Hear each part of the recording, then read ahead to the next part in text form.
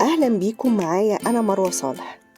تعالوا نتعرف النهاردة على شخصية بيرسيلا تشين، وهي طبيبة أطفال وزوجة مؤسس شركة فيسبوك مارك زوكربيرج، أغنى رجل في العالم.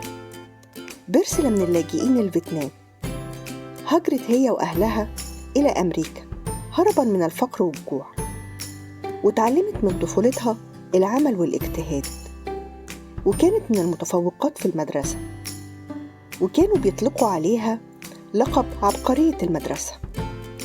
بعد كده دخلت الجامعة في سان فرانسيسكو ودرست الطب، وتعرفت على مارك اللي حبها جدا، وقرر إنه يتجوزها بعد التخرج، وتزوجوا فعلا سنة 2012.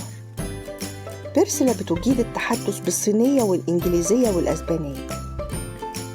قررت هي ومارك تأسيس جمعية خيرية باسم تشين، وبيتبرعوا ب75% من المبلغ اللي بيجيلهم كل سنة من ثروة مارك اللي بتقدر ب50 مليار سنويا.